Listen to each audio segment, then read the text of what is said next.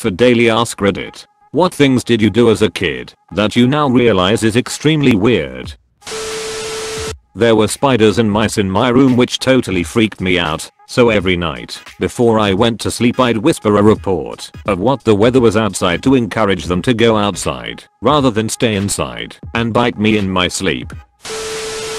8 rose petals. My grandfather told me they are edible. I still eat one when I go visit his grave. Edit. Thanks for my first award, kind stranger. I did not think this would resonate with so many people, and it's great to see all the different cuisine and recipe suggestions. Found out that the air had germs in it and tried not to breathe too much. I remember asking the teacher, if we clap, are we killing germs, knowing full well what would happen. A class full of 9-year-olds clapping like morons to kill the evil germs.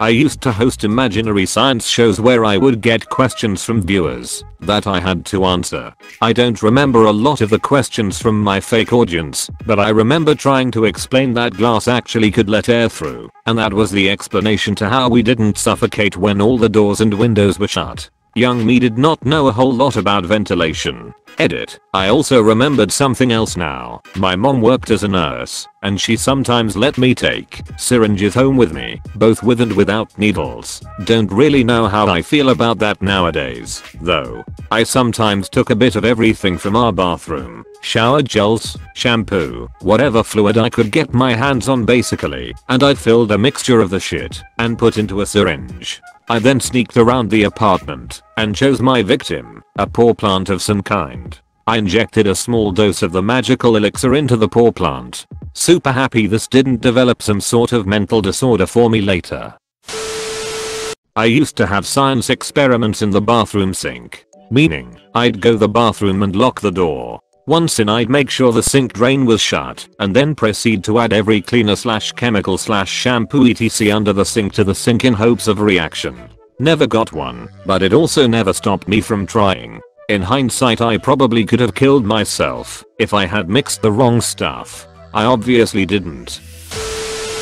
I used to eat tissues as a kid. My mum found out one day and yelled at me to stop, as any sane parent would do, so I started eating them in secret, sneaking away with the tissue box to another room to eat a tissue or two, until one day, when I was about 5 years old, I had to go to the hospital. I had no idea what was going on. All I knew was that I had trouble breathing through my nose. Before my operation, I was in the hospital and I overheard one of the nurses say that they just needed to remove the excess tissue in my nose. Naturally, I thought that the tissues I had eaten had started getting clogged up in my nose, and I never ate a tissue again.